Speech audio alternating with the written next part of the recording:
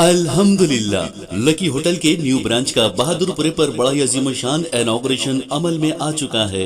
Barrister Ali जनाब असदुद्दीन साहब के दस्ते मुबारक से, जी हां, शहर हैदराबाद का जाना माना नाम लकी होटल, एक से बढ़कर एक शानदार डिशेस बिल्कुल रीजनेबल प्राइसेस पर। खाइए डिलीशियस चिकन बिरयानी सिर्फ 100 रुपए सिंगल, और बासमती राइस का बेहतरीन बगारा खाना और चिकन खौरमा पाइए सिर्फ 60 रुपए, और ताजा दम ईरानी चाय नोश फरमाइए। ढेर सारी वेराइटीज के फास्ट फूड डिशेस बिल्कुल रीजनेबल प्राइसेस पर। जी हाँ, lucky groups of hotel and lucky real estate proprietor जनाब सैयद ख्वाजा पाशा साहब।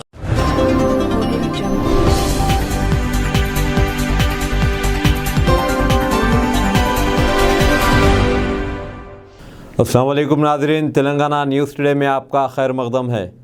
मैं मोहम्मद इजहार, पेश खिदमत हेडलाइंस। सुप्रीम कोर्ट के 5 जजों पर मुश्तमिल बेंच की अक्सरियत ने तालीमी इदारों और सरकारी मुलाजिमतों में दाखिलों के लिए माशी एतबार से कमज़ोर तबक़ात के लिए 10% रिजर्वेशन को दुरुस्त करार दिया है।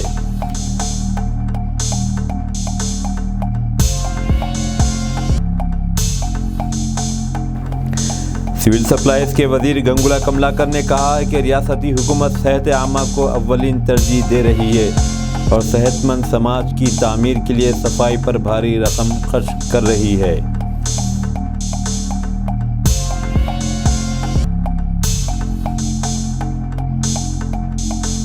कांग्रेस के रुकने पार्लियामेंट और साबिक मरकजी वजीर जयराम रमेश ने कहा है कि पार्टी डिसिप्लिन की खिलाफ वर्जी करने वालों के खिलाफ कार्रवाई की जाएगी।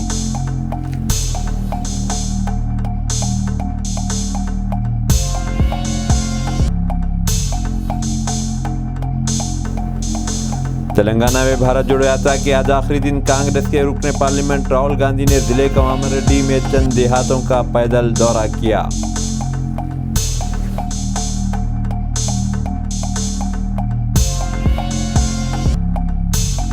सदर जमहूरिया द्रौपदी मुर्मू ने आज राष्ट्रपति भवन में नर्सिंग शोबे से वाबस्ता अफराद को साल 2021 के लिए नेशनल फ्लोरेंस नाइटिंगेल अवार्ड्स पेश किए। ये अवार्ड हर साल उन नर्सों और नर्सिंग प्रोफेशनल्स को पेश किए जाते हैं जो समाज की नुमाया खिदमत अंजाम देते हैं। मरकज़ी वज़ारत सेहत व ख़ानदानी बहबूद ने 1973 ईस्वी से ये अवार्ड्स पेश किए थे। आपका सैन्य नर्सिंग सेवा में 36 से अधिक वर्ष का अनुभव है। आप नर्सिंग अभ्यास, शिक्षा और शोध के क्षेत्र में एक उत्कृष्ट नर्सिंग प्रशासक हैं। आपने नर्सिंग स्कूल का नर्सिंग कॉलेज में उन्नयन करने में महत्वपूर्ण भूमिका निभाई है। आपने परामर्श, स्तनपान क्लिनिक संचालन और आउटरीच गतिविधियों जैसी कई परियोजनाएं शुरू की हैं। आपने 2 पुस्तकें भी प्रकाशित की हैं। विगत में आपको सैन्य नर्सिंग सेवाओं में उनकी विशिष्ट सेवाओं के लिए विभिन्न पुरस्कारों, प्रशंसा प्रमाण पत्रों से सुशोभित किया गया है। ब्रिगेडियर पुनीता ए शर्मा।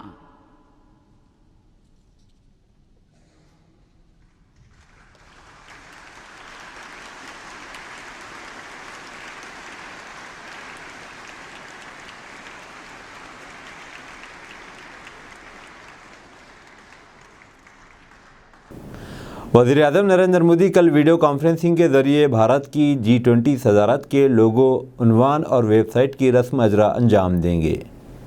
ये लोगो, उन्वान और वेबसाइट पूरी दुनिया के नतें भारत के पैगाम और उसकी तरजीहात की अक्कासी करेंगे। मोदी की एक रहनुमाई में मुल्क की खारजा पॉलिसी को इस अंदाज में बेहतर बनाया जा रहा है कि भारत आलमी सतह पर कायदाना रोल अदा कर सके। इस सिमत में एक अहम कदम के तौर पर भारत आइंदा महीने से G20 सदारत संभालेगा।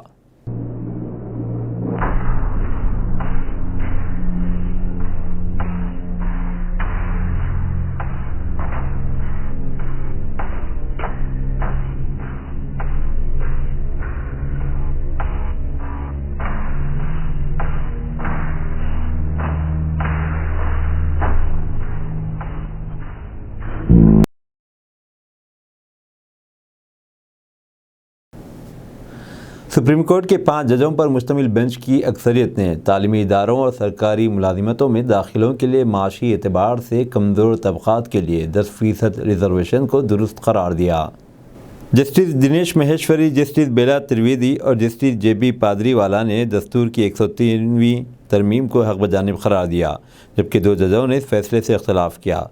जस्टिस एस रविंदर भट्ट ने अपने फैसले में कहा कि यह कानून इम्तियाजी है, उससे दस्तूर की बुनियादी ढांचे की खिलाफ वर्जी होती है। जस्टिस यू ललित ने जस्टिस रविंदर भट्ट के ख्यालात से इत्तेफाक किया। जस्टिस त्रिवेदी ने कहा कि AWS कोटा माशी कसौटी को मद्देनज़र रखने के लिए बुनियादी ढांचे या मसावियाना ज़ाब्ते की खिलाफ वर्जी नहीं करता। उन्होंने ये भी कहा कि मजमूई तहफ़्फ़ुज़ात के लिए 50% की हद से तजावुज़ करते हुए इससे दस्तूर के किसी अहम पहलू को नुकसान नहीं पहुँचता, क्योंकि आज़म तरीन कोटे की ये हद खुद लचकदार है।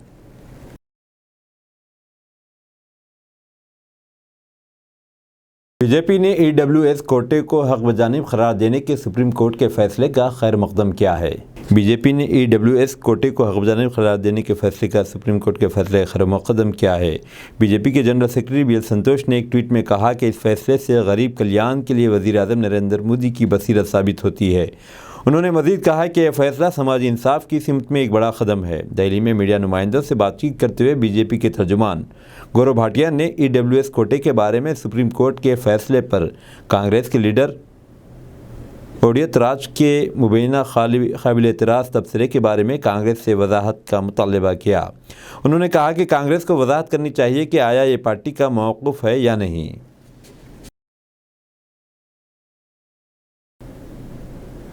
इंडियन एयरफोर्स ने आज शाम अग्निवीर वायु के लिए ऑनलाइन रजिस्ट्रेशन शुरू कर दिया, जो इस महीने की 23 तारीख को इख्तिताम को पहुंचेगा। दरख्वास्त का अमल सिर्फ ऑनलाइन ही होगा। मरकज़ ने चंद महीने कबल मुसल्लह अफराद में 4 साल के लिए नौजवानों की भर्ती के लिए अग्निपथ की स्कीम को मंजूरी दी थी। 17 से 23 साल के दरमियान की उम्र के अफराद भर्ती के लिए अहल हैं। इनमें से 25% को मुस्तकिल तौर पर मुलाजिमत दी जाएगी। तेलंगाना राष्ट्र समिति ने अपना नाम भारत राष्ट्र समिति में तब्दील करने की तजवीज़ के बारे में आज एक पब्लिक नोटिस जारी की। इस नोटिस के मुताबिक इस नए नाम के बारे में कोई भी एतराज़ वजूहात के साथ नोटिस की इशाअत से लेकर 30 दिन के अंदर इलेक्शन कमीशन ऑफ इंडिया को पेश किया जा सकता है। 5 अक्टूबर को तेलंगाना भवन में TRS की जनरल बॉडी का इजलास हुआ था, जिसमें इत्तेफाक राय से करारदाद मंजूर करते हुए TRS का नाम भारत राष्ट्र समिति करने का फैसला किया गया।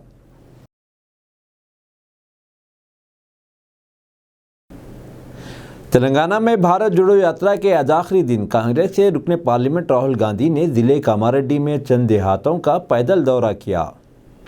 जुकाल में शब बसरी के बाद राहुल गांधी ने आज सुबह फतलापुर बस स्टैंड से पदयात्रा शुरू की। उन्होंने पार्टी के रियासती कायदीन और मुख्तलिफ ग्रुपों के नुमाइंदों से तबादला ख्याल किया और उनके मसाइल से वाकफियत हासिल की। आज शाम वो मेनूर में एक जलसे आम से खिताब करेंगे। तेलंगाना में राहुल गांधी की यात्रा का ये आखिरी पड़ाव होगा। वो आज रात मिराजपुर हनुमान मंदिर से पदयात्रा दोबारा शुरू करेंगे और पड़ोसी रियासती महाराष्ट्र में दाखिल हो जाएंगे।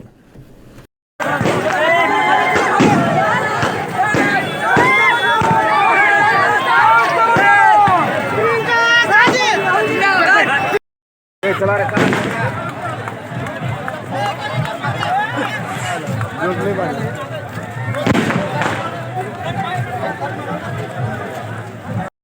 रखा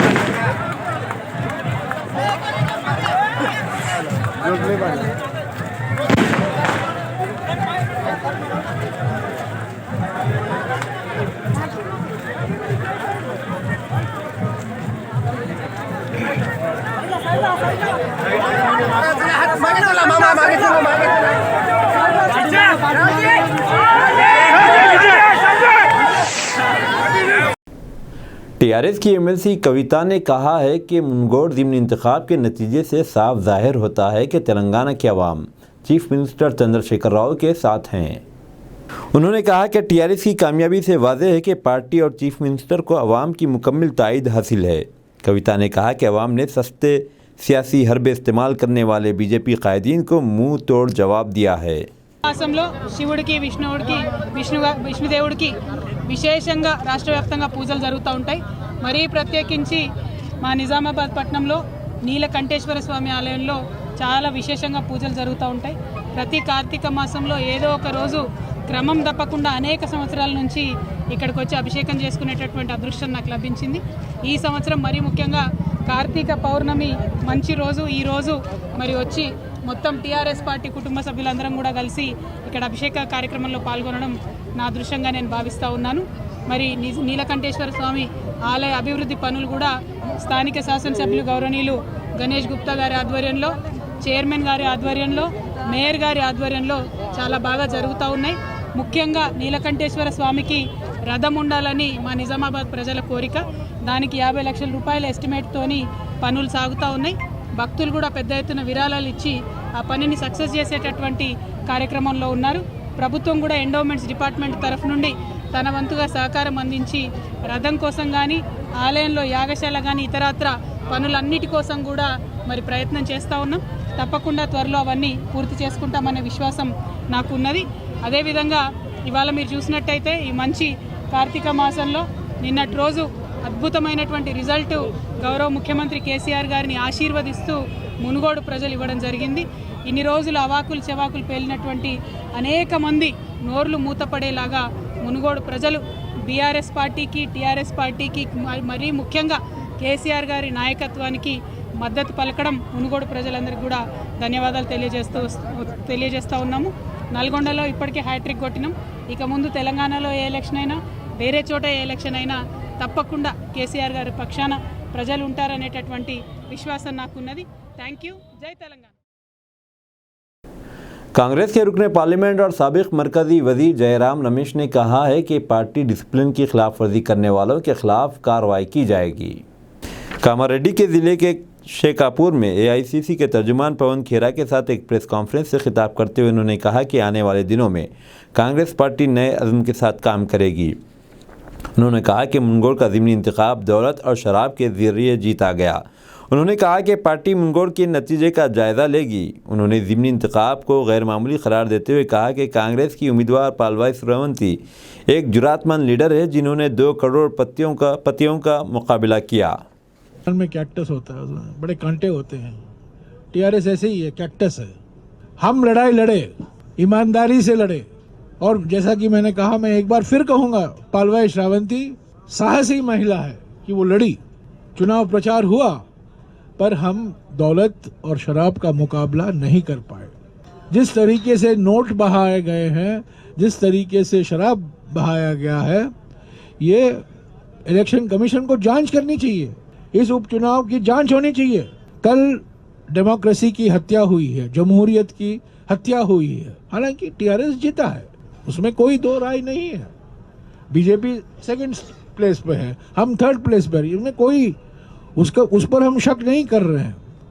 पर जिस तरीके से दौलत और शराब का इस्तेमाल किया गया है, इलेक्शन कमीशन को मुनुगोड़ चुनाव पर जांच कराना जरूरी है। क्योंकि आज मुनुगोड़ में है, कल बाकी 118 सीटों में होगा। तो हमारी जमहूरियत, हमारा डेमोक्रेसी दौलत और शराब से नहीं चल सकता।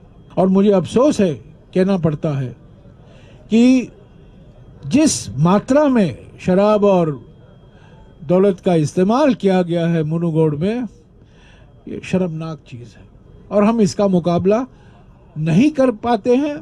और हम इसका मुकाबला नहीं करना, हम करना ही नहीं चाहते, क्योंकि हमारे लिए लोकतंत्र अलग मायने रखता है। Telangana election is all about contracts and contractors. I am sorry to say this.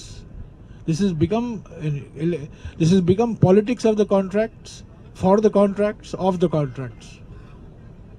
One day you're in Congress party, you get all contracts. Next day you go to TRS, you get all contracts. Then you go to BJP, you get all contracts. There are some contractors who will get contracts irrespective of whether it's Congress, TRS or BJP. They know how to keep everybody happy. This is today election in Telangana and Andhra Pradesh is the highest expenditure in the country. Highest expenditure. An honest man or a woman, a committed man or a woman, an ideological man or a woman. Our candidate in Munugod was an ideological woman. She comes from a certain ideological background. In a normal election she would have won.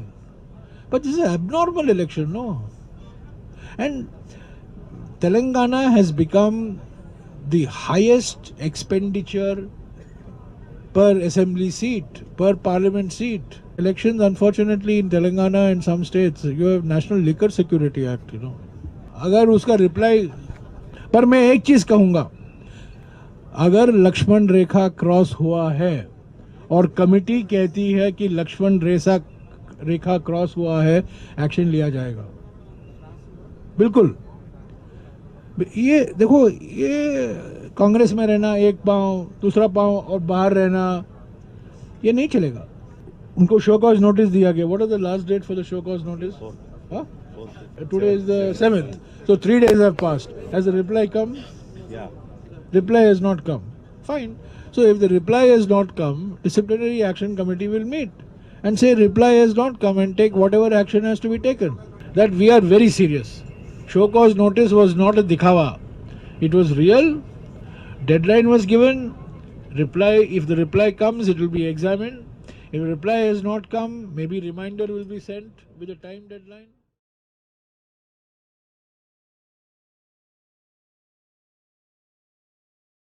रियासती planning board के नायब सदर नशीन विनोद कुमार ने आने वाली नस्लों के लिए बेहतर इंतखाबी निज़ाम की फराहमी के लिए मुल्क के इंतखाबी अमल में बुनियादी तब्दीली की ज़रूरत पर जोर दिया। उन्होंने कहा कि बीजेपी को सिर्फ 32% वोट मिले और 7% ज़्यादा आवाम ने इसे मुस्तरद कर दिया, लेकिन फिर भी इसने हुकूमत बनाई। उन्होंने कहा कि दीवान ममालिक में इंतखाबात में एक मखसूस सियासी पार्टी के हक़ में डाले जाने वाले वोटों की बुनियाद पर इसके उम्मीदवारों को मुंतखब किया जाता है। मुंगोर ज़िमनी इंतखाब में टीआरएस की कामयाबी के एक दिन बाद आज विनोद कुमार ने टीआरएस के कायदीन और अवामी नुमाइंदों के साथ वेमुलवाड़ा के राजा राजेश्वर स्वामी मंदिर में पूजा की। उन्होंने वादा किया कि वेमुलवाड़ा के मंदिर को तमाम महाजों पर जुनूब के काशी की हैसियत से तरक्की दी जाएगी। పై హర్షం వ్యక్తం చేశారు। స్వామివారికి ప్రత్యేక పూజలు చేసి మొక్కులు చెల్లించుకున్నారు। తెలంగాణ ప్రభుత్వానికి ప్రజాబలం దైవబలం ఉందని వినోద్ కుమార్ చెప్పారు। लक्ष्मी गणपति पूजा करिष्ये गणपति संभवामहे कविकवीना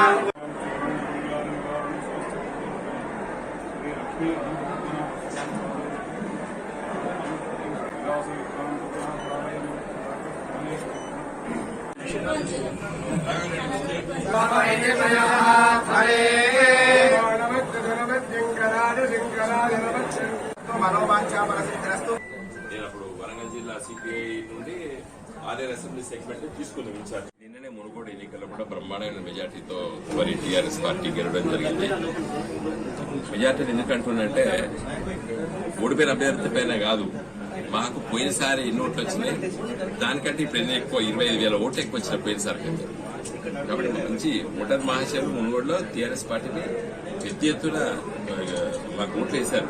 పోయినసారి కంటే దాదాపు 25,000 ఓట్లు ఎక్కువ వచ్చినాయి మాకు. కాబట్టి మేము మంచి మెజార్టీతో మేము గెలవడం జరిగింది. మరి గెలిచిన సందర్భంలో కూడా వేములవాడ శాసనసభ, సిరిసిల్ల శాసనసభ నుండి చాలా మంది।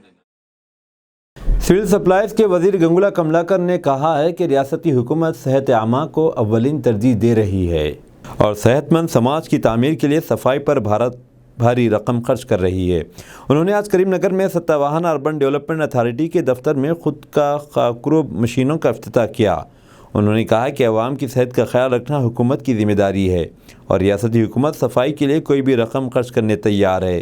उन्होंने कहा कि डेंगू और वायरल बुखार के फैलाव को रोकने के इक़दाम के अलावा करीमनगर टाउन को खूबसूरत और सेहतमंद शहर की हैसियत से तरक्की देने की कोशिश की जा रही है। ये मशीनें SUBA के फ़ंड से 1 करोड़ 64 लाख रुपए की लागत से ख़रीदी गई हैं और इन्हें करीमनगर रूरल मंडल और कुत्तापल्ली म्यूनसिपलिटी के हदूद में इस्तेमाल किया जाएगा। మొట్టమొదటి విజయము అది కూడా దక్షిణ భారతదేశంలో మానవుడు 12 చేయడం అనేది మా యొక్క టీఆర్ఎస్కు తొలిమెట్టు ఎన్నిక బ్రహ్మాండంగా ప్రజలు మమ్మల్ని సాధించారు. ఈరోజు రాజగోపాల్ రెడ్డి గారు వ్యక్తిగతంగా రాజగోపాల్ రెడ్డి కొన్ని ఓట్లు పట్టి మొత్తం వ్యక్తిగతంగా రాజగోపాల్ రెడ్డిగా పడ్డారు.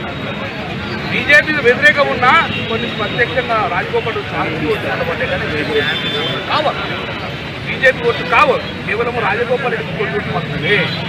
ఈ రోజు కూడా హుజరాబాద్లో బీజేపీ ఓట్లు కాదు, తన వ్యక్తిగతంగా ఓట్లు.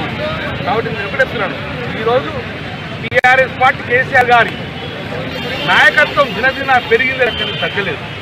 ఈరోజు మాకు టీఆర్ఎస్ ఓట్లు వేసిన అందుకే కొంచెం తగ్గింది మాకు మెజార్టీ 2 అయినా అద్భుతంగా బీజేపీకి ఓట్లు వేయలేదు, డెఫినెట్గా వేయలేదు. కొన్ని ఓట్లు పడ్డాయి అంటే Telangana university joint action committee ने चलो राजभवन की अपील की है। जॉइंट एक्शन कमेटी ने धमकी दी है कि अगर कल तक गवर्नर ने university teaching staff common recruitment bill को मंजूरी नहीं दी तो वो राजभवन का मुहासरा करेगी। तलबा की तंजीम ने गवर्नर पर इल्ज़ाम लगाया कि वो मरकज़ की बीजेपी हुकूमत के इशारे पर बिल की मंजूरी में ताख़ीर कर रही है और रियासत के अवाम के मफाद के ख़िलाफ़ काम कर रही है। तलबा की तंजीम ने इल्ज़ाम लगाया कि गवर्नर असम्बली में इत्तेफाक राय से मंजूर किए गए यूनिवर्सिटी बिल को मंजूर नहीं कर रही है। अब दीजिए इजहारुल हक़ को इजाज़त, मिलते हैं अगले न्यूज़ बुलेटिन में। देखते रहें तेलंगाना न्यूज़ टुडे।